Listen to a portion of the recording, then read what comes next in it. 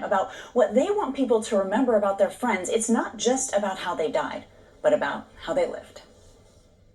You know, you see the world in pure innocence, and that all gets ripped away from you in one phone call. That's just the day that changed it all.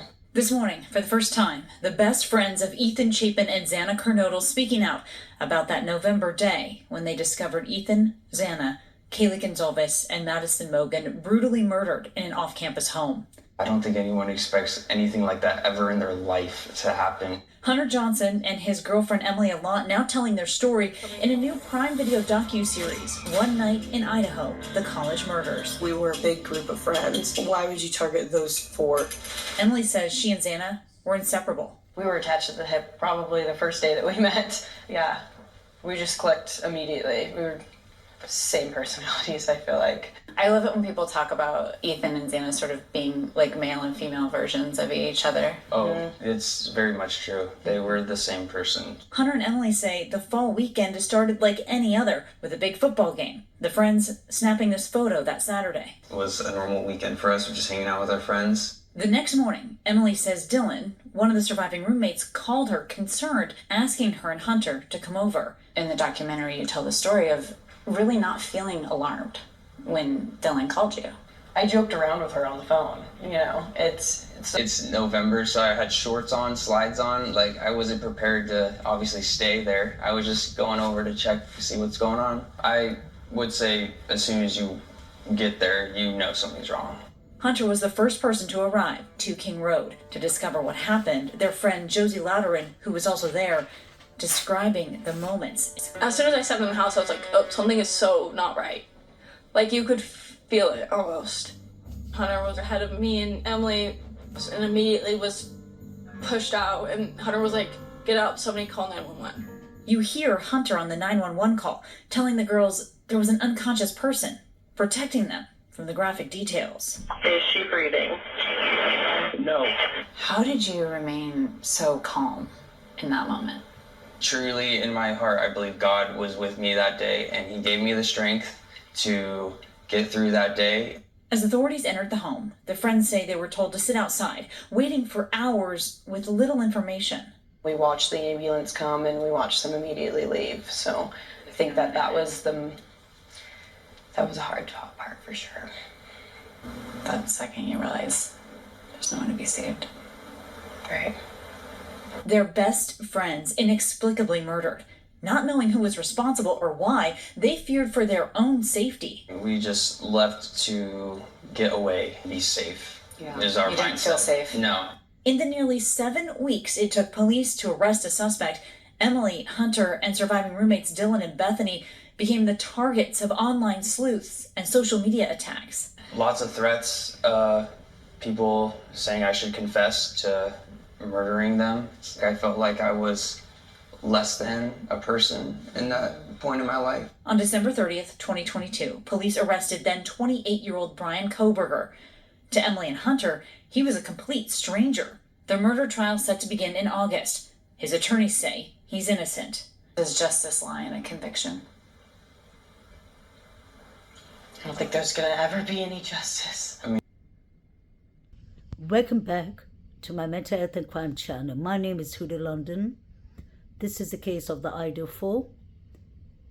Today, I'd like to talk a bit about Ethan, Xana, Emily, and Hunter Johnson.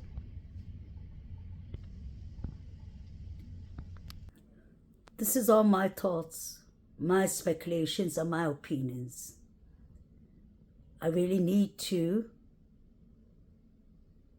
stress on that. I just wanted to discuss a theory, a possible theory, after some information I got from a source. I spoke about it yesterday.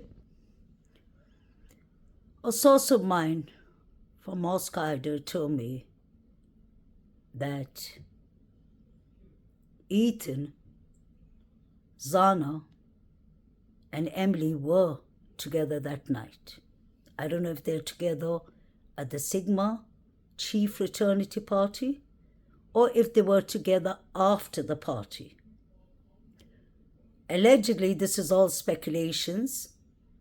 Take it with a grain of salt.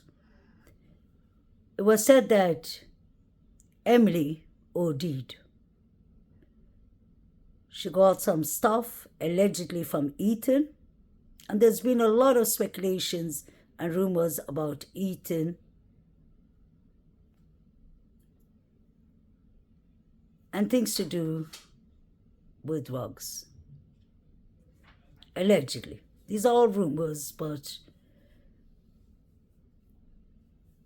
through the information I got, it was said that Emily OD'd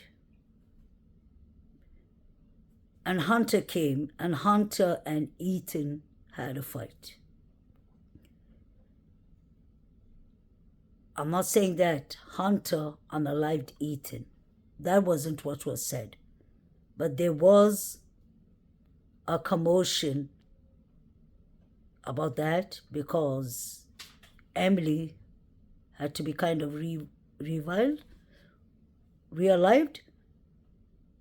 They must have got Narcan from somewhere to wake her up. Thank God. It did end up as Idaho 5 and it ended up as Idaho 4. We've always heard that somebody was taken to the hospital that night. I wonder if that could have been Emily. So if there was one surviving victim, just say if there was 5 victims and one survived and was in hospital, could that have been Emily? But I doubt, because Emily was there when the police arrived at 1122 King Road. Then I wonder if Emily survived and they went back home and they planned and staged what they were going to tell the police. Possibly.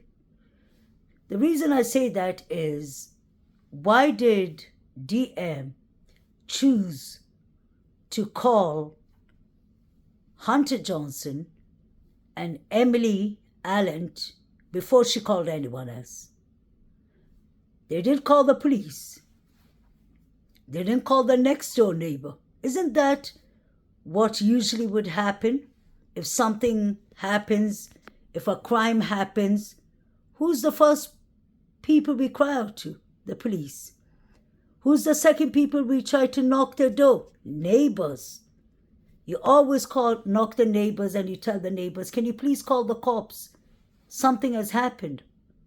But that didn't happen. Then you have, what was the girl's name? Eva Wood. Kaylee's sorority sister, Zana's best friend, who lives opposite the house. Why didn't they call her? Why did they decide to call Hunter and Emily and Josie? I want to know where Ethan and Zana were that night. If they were at the Sigma Chi fraternity party, who saw them leaving?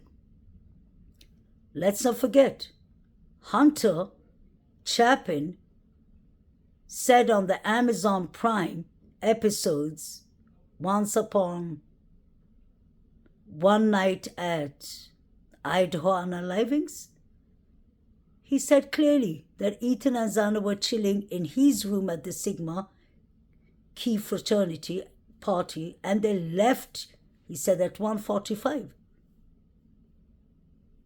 How come there's no mention of Hunter Johnson and Emily that night? Except the fact that Hunter thought it was an eerie night and he locked his doors and windows. Why?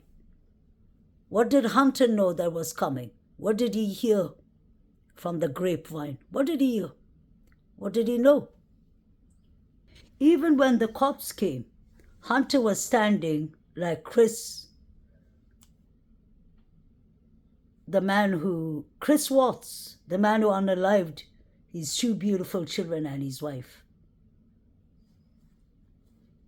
That look that Hunter or not that look, the posture of his body, he had his hands on his head, is a look of somebody, I wouldn't say guilty, but somebody who knows more.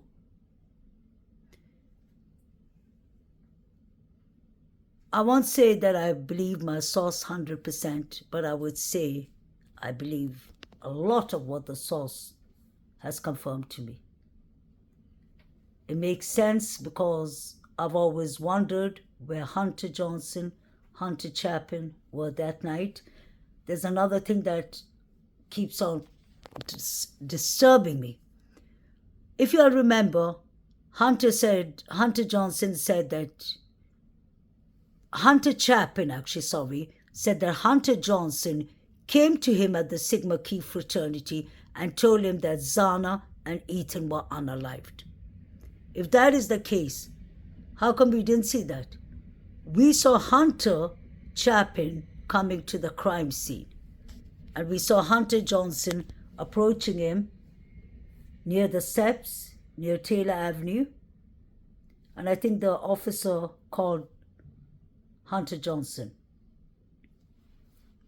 This happened at 2 a.m. at night. We know that because we got that confirmation from Stacy Chapin. She said that her children, her twins, called them and told them what happened to Ethan. I still find it really concerning that Stacy Chapin is saying that night the police checked them in a hotel, and the next morning she told Jim, her husband, her 2 children were there, Hunter and Maisie. She told them all that she's going for a walk. She walked to 1122 King Road, and she said the bodies were still in the house. Make this make sense. Is Stacy Chapin giving us wrong information, or is the coroner giving us wrong information and the police? Because we are not the ones speculating these interviews. These are the interviews the parents are making. So what do these parents know that we don't know? What did Steve mean in his interview that the FBI and LEPD, the law enforcement police, are making me oppress? They're oppressing the information I have about Murphy that could help the case. Murphy is a big puzzle of this case, I believe. If Murphy could talk, if dogs could talk, they all would have been arrested by now. So I want to know if Emily OD'd at the Sigma Chi fraternity, allegedly, it's only speculations, or did she OD at Linda Lane? Because there's a lot of commotion going on there. And we could hear Ethan's name. If Linda Lane is true, then it could be possible that Hunter and Emily were at those areas. I don't mean that it happened in Linda Lane. I just mean that it happened around those areas. Queen's apartment, Taylor Avenue, inside the house. But I think it was too loud to be inside the house unless windows were open. I'd like to give out a big shout out to Chaos Sector. They do excellent analyzations.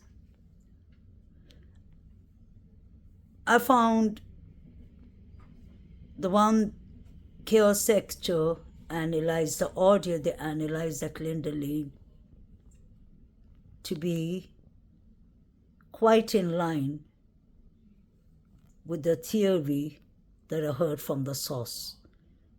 That it's not even a theory. The person is saying that's what happened that night that the person heard, and the person is from the college. So let's listen to this part and try and make sense out of it. Please subscribe to Chaos Sector. I'll put in the link. They do some great job, great work in this case. Another shout out goes to Outcast, because Outcast does some excellent audio analyzing audios in Linda Lane too. Keep in mind, this is all speculations. This is not a fact, but it is a good possibility. We don't seem to have Ethan and Xana's proper timeline. Neither do we have Hunter and Emily's whereabouts, except what they have said. Both the couples, Maisie, Hunter Chapin, Josie, and her boyfriend, and Peter Eglis, used to always hang around together. We can see them together in each and every picture. It doesn't necessarily mean that they all had to go to the party, but the chances of them not being together is very slim. And somebody's hiding something here. So let's listen to this. I definitely hear a question in the beginning, such as why did you or why didn't you? The next segment is a bit unintelligible, but we know there is a question, so we can determine the issue is urgent. The next segment sounds like the word stop, and then finally, please stop. Let's listen once more.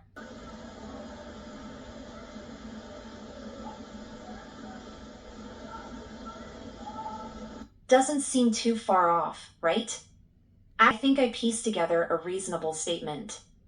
Quote, why didn't you call the first time? Then, it sounds like she was interrupted by something or someone as we hear a physical force. There is fear in her voice as she says, stop, then, please stop. Just a possibility. I'm just speculating here. Could it be possible that it was Hunter telling Xana and Ethan, why didn't you call me? Or why didn't you call for help?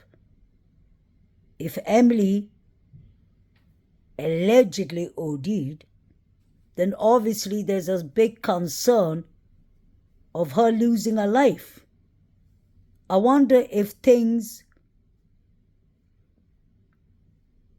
just went off the hook.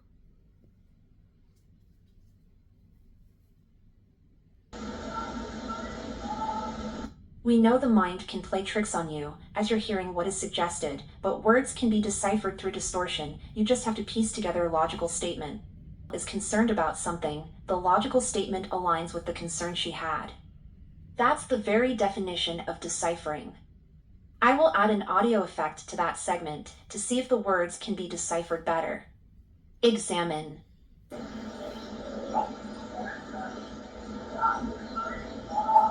I would say that it's as close to what was stated without knowing exactly what was stated. Obviously, the tone in her voice is based on pleading with someone, such as asking for help about something. Of course, I could be wrong, but I could be right. Let's continue.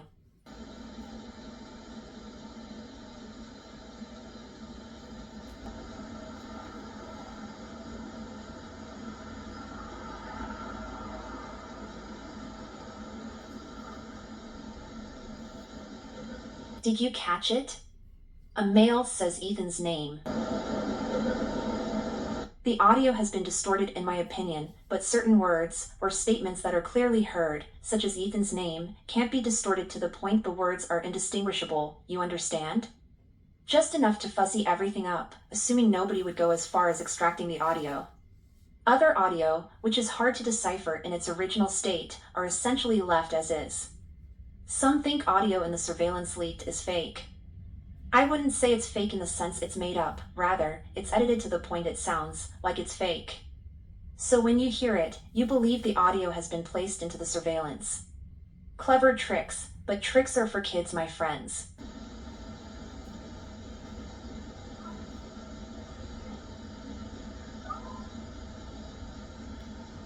You can hear them saying Ethan clearly.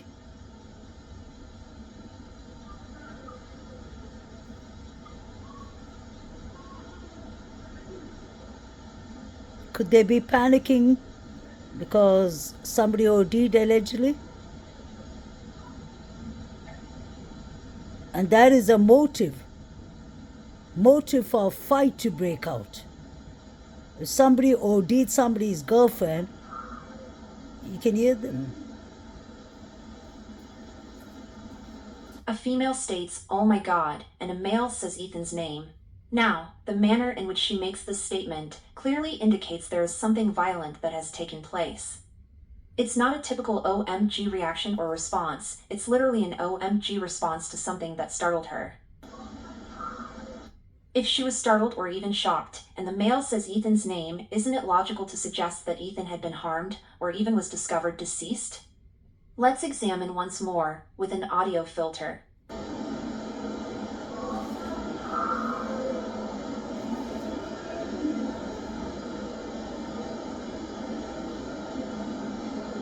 Now we all heard it together. That male called Ethan's name. This was approximately around 2:21 a.m. Something tells me that they are searching for Ethan. Not sure who these individuals are, but based on what I'm detecting as far as the setting, I think Ethan has, quote, disappeared. Which indicates that in this particular area, which ranges from the victim's home, Queen Road Apartments, and Linda Lane Apartments, Ethan was somewhere around there at some point. Mine is reported that Ethan and Xana got home around 1:45 a.m. This is approximately 2:20 a.m. It's possible that Ethan was taken somewhere. Not gonna dig too deep into a possible theory there. Guys, trigger warning. It gets a bit loud.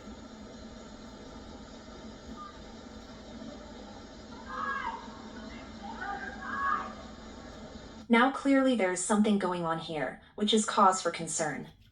The female says something I will try to decipher in a moment. But the male is heard saying, "No, no, no," as if he was scared of the female screaming something out. And surely, that's what she did. Let's listen once more to decipher what was said, because obviously the male was scared to death about what was going on.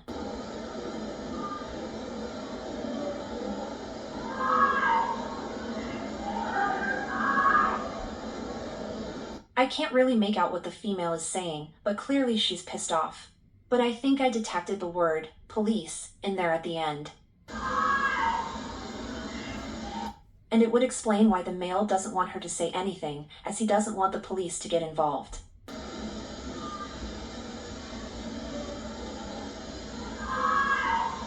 Remember, these college students are a part of fraternities and sororities who do not call the police about internal issues. Even knowing one of the frat members were clearly missing or in danger. But the female had enough and wanted to call the police. And the male is telling her no. If this assumption is in fact what she stated, then that male had become aggressive with her mentioning the police.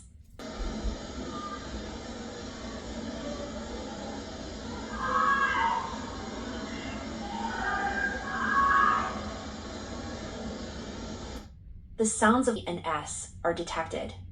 Release, lease, peace, police, decease, listen. There aren't many words that have this sound that fit the scenario of what we assume to be some form of emergency. The first half of the word, or the first syllables, indicate it's a two-syllable word being. As we have experience in analyzing video and audio, I want to briefly address a technique used in music, called backmasking. Backmasking is an audio editing technique that reveals hidden messages in vocals of a song. Of course, it's deemed evil or satanic by those who analyze or investigate, as many claim that is the truth of what the artist is saying behind the cloak of the song presented. I believe backmasking was used with the voices in that surveillance, as there are moments of echoing effects of the words before the words are spoken in real time. You can't have this happen unless the audio of the person speaking has been backmasked. It generates the, quote, swishy echoing effect of the vocals. What I heard, and not to get spooky, was, quote, "They all dead," unquote. Let's listen.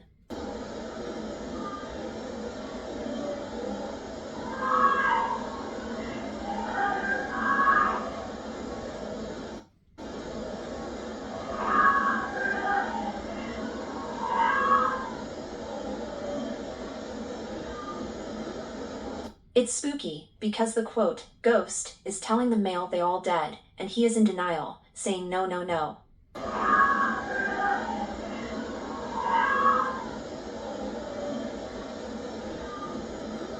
That's fucking creepy. Now to cover all bases here, there seems to be another name called, which is similar to Ethan, and that would be Aiden or Eden. We assume this is the name of the female yelling. But there is a difference, my friends. The syllables in Ethan can be detected clearer by the male. Aiden or Eden is clear as well, but the TH sound of Ethan is stressed by the tongue more than the ID sound of Aiden or Eden. Let's compare both sounds to confirm that different names were called.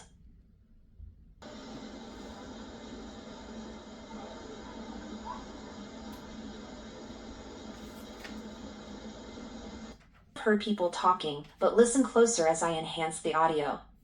The female states, quote, poor guy, unquote. A male is heard, and soon after, it sounds like someone was slammed against a vehicle.